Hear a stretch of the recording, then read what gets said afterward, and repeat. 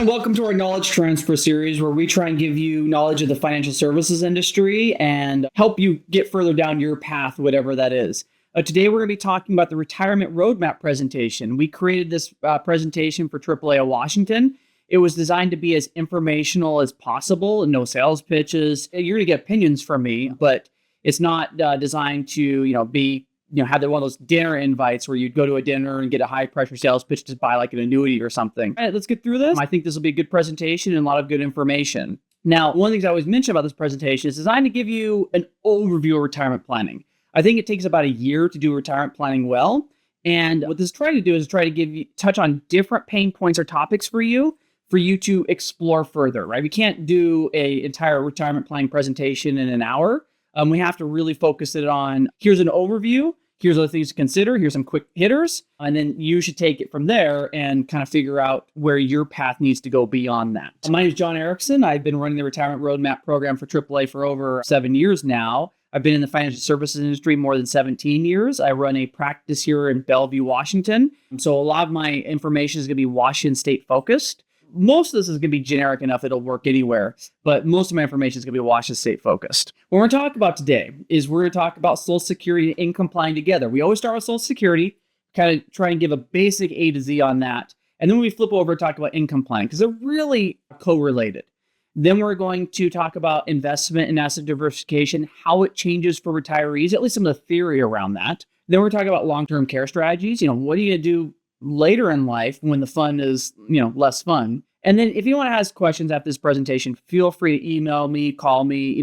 I answer questions all the time for people just to kind of give further knowledge and get people down their path. Now, I am an independent financial advisor, so I'm not a AAA employee. So I do these presentations for AAA. I always mention that.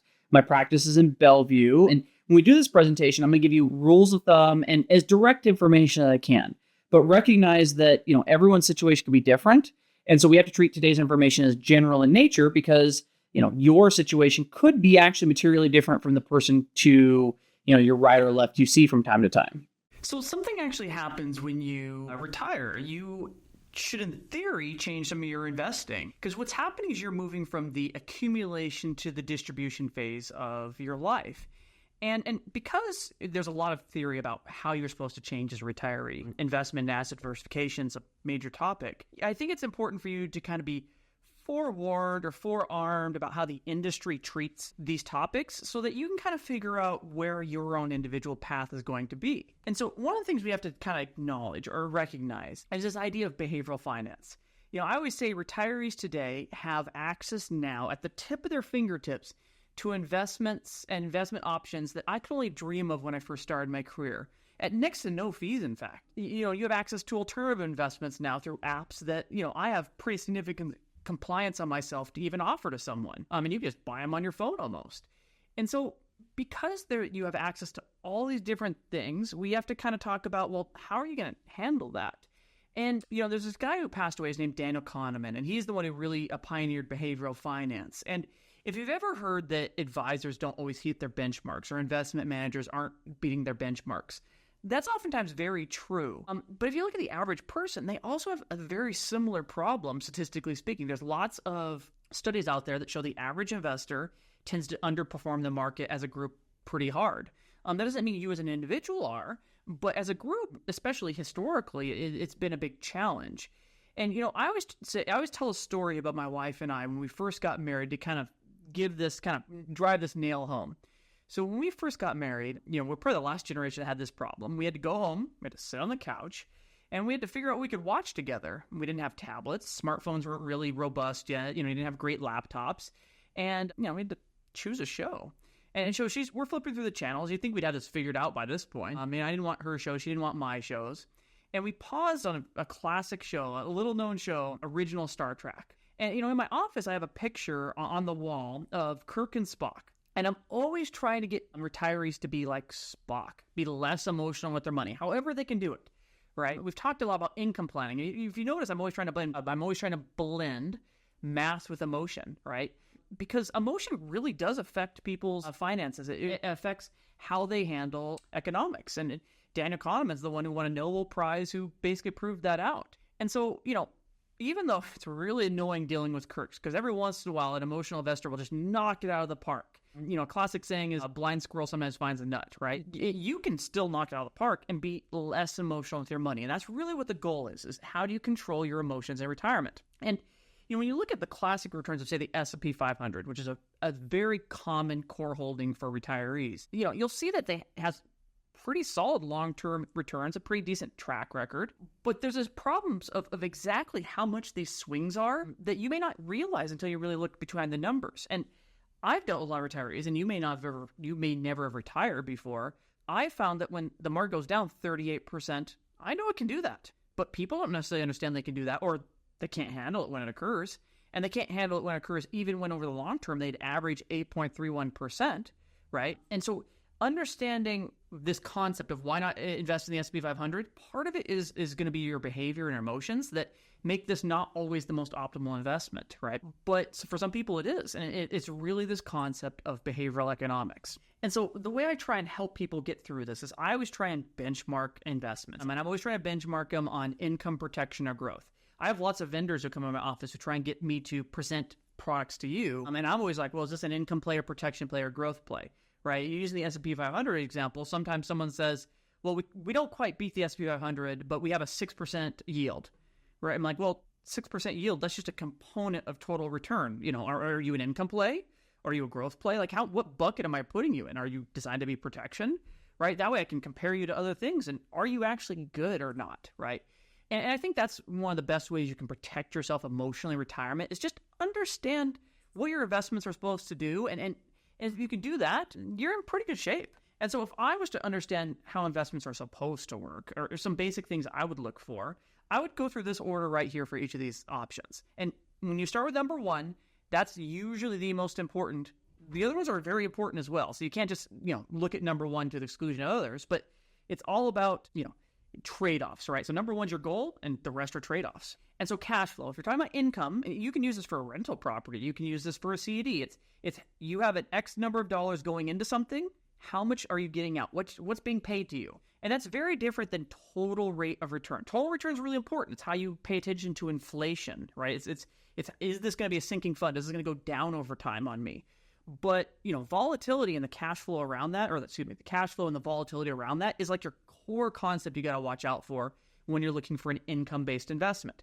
And if you see things that are using terms that are income-based, but you're like, well, I don't need income. I just want a good growth vehicle. Well, maybe you should look for something called total return, right? This is how we, in the financial services industry, certain places try and hide what they are to try and, get more dollars coming in. If you're trying to grow your money, total return typically is the more important factor because it's all about how much is my money going to grow at the end of the day, not what it paid me. Because if it pays you and the rest of your money goes down in value, that may not be a good deal. And then once again, volatility. But there's something else when we talk about the growth bucket. And I have a video on each of these three buckets, but this concept called a core position. A core position is really important in retirement. It's the concept that certain investments have long-term predictable returns.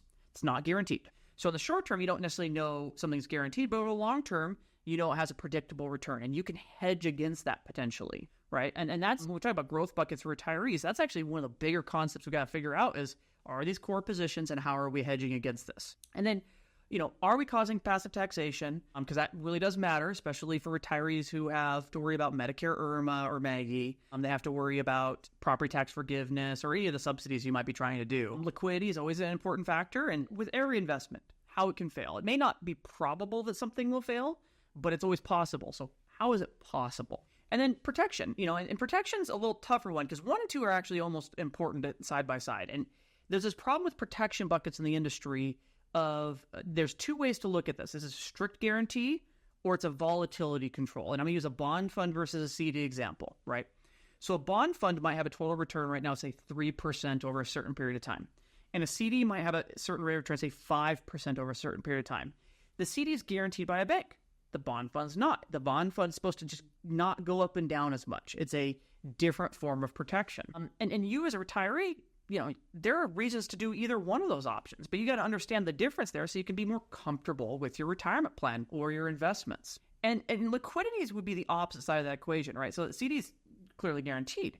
But as I always say, CDs aren't liquid. When you break a CD, you forfeit interest. Bonds, you don't do that, right? So even in the protection bucket, there's all sorts of little nuances that matter to me that you can look at. And if you can do a good job of understanding this, you can then move on to the more complicated topic, which is diversification. I think diversification is a major issue term for us in the industry. I think it's used a lot of times to oversell things, but it's also a critically important component. And so understanding what does diversification mean, what are the problems, how do you diversify as a retiree, I think is something that you can really protect yourself, even if you're doing this yourself in retirement. Now, there's a difference between how I handle diversification as a professional and what I find the average person does. What I'm trying to do is I'm trying to use software to hit a rate of return. I'm trying to figure out my volatility. And then I'm looking at secondary factors like, well, what if this event occurs? Do I have enough money here on the side that I can cover it for a certain period of years while things recover, right? And so it's a math argument around volatility with secondary features. I think the average person treats this more like don't put all your eggs in one basket, buy a couple good backup plans, and roll forward from there, right? So that might be a little bit more nuanced around it. But, if you look at the industry, when we talk about diversification, we're really trying to hit a rate of return with lower volatility. And if we're trying to do that, you should be able to ask for what rate of return you're trying to hit, what volatility you're trying to do, right? Especially if you're going to interview an advisor. And that's what I really challenge people to do is can you get to that if you ever can? And there's problems with diversification. Diversification is, I think, critically important for most retirees to consider, but there are some downsides. And my office is in Bellevue, Washington, right in the middle of tech country here in Washington State, basically. And, my entire career, I've seen buildings rise up from, the ground as the tech boom occurred. And the tech boom has really changed investing in a lot of ways. You could say it's recency bias, but it's been going on more than a decade. Is it recency bias, especially when we consider retirees of their own 10 to 30-year segments? And if you're used to, working, say, at Microsoft, and you have your Microsoft stock, and it's one of the Magnificent Seven, which is the new term after FANG, you might want to stay in that game. You might be willing to take the risk to stay in that game because you've been a tech worker forever and you're used to that industry and you're used to the ups and downs and you're okay with that personally, right? And so when you talk about diversification, when we talk about strictest definition, I'm trying to protect someone from major events, and I'm also trying not to get sued because if something bad happens. And you may want higher rates of return or lower rates of return. And I have this concept called control your advisor, right? The more you can communicate around rates of returns you're trying to hit, what's your process, what's your game plan here, I think the more well-rounded and a better relationship you might have with an advisor if you use one, or even with yourself because you understand what you're trying to do. And when we talk about diversification, we're usually using all sorts of different assets and blending these together to hit total rates of return and limit volatility. The component that's often missing is your personal belief systems and your other personal assets. Right. So think about someone who has a pension and Social Security. Now, I don't have a pension. I'd love to have a pension, but lots of people have pension and Social Security, and they may wake up every morning and not have to worry about income. And they could probably take a lot more investment risk. And so as an industry, we should have a conversation with them. Hey, you can take more investment risk, but maybe you don't. Maybe there's emotional risk here we need to protect you from. And just that juxtapose of where you are in the conversation, it really is where you should be taking diversification from a strict, I should be balanced or have a target date fund in retirement. Another major problem I have with diversification in the industry is we do a really bad job of saying, this is what something could do, right? We're really worried about getting sued. We can't make guarantees. We have massive compliance on this, so this is all fair, but we should still be able to say this is generally what this is supposed to do, right? If you buy a target date fund that says it's a 2030 fund, they're trying to control the volatility behind the scenes. That typically means they're also trying to hit a rate of return. Why don't they put that on there anywhere? Because they don't want to get sued, right? They don't want to make a claim that may not occur. And there's a lot of compliance around that. So I think for you to be able to do math, you have to have a basic concept of what something's supposed to do. And if you're looking at these rates of return, you're saying, well, I've been hitting 15+%, and someone wants to make me moderate and hit 5 to 8. Well, you have to have a conversation of, well, is this in my best interest? Sometimes it is. Sometimes you should be more diversified. And sometimes it's, hey, I should be hitting that 15 number. But in the industry, we have this problem of, to earn fees or to give fee for advice or earn commissions for those who do that, you need to give something of value, right?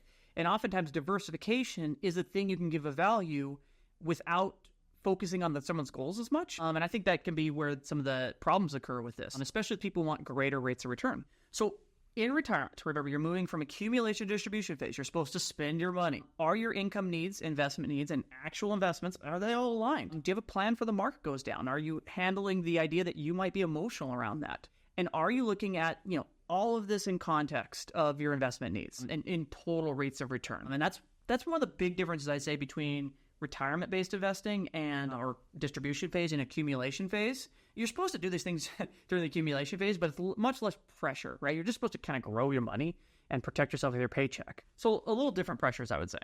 Well, I hope this segment was a helpful presentation for you. We have all 3 segments, so you'll notice that there's a video for each of these. So if you watch, say, the long-term care video and you're like, what were they talking about, income planning? You should probably go watch the income planning video first. Same with the investment asset diversification.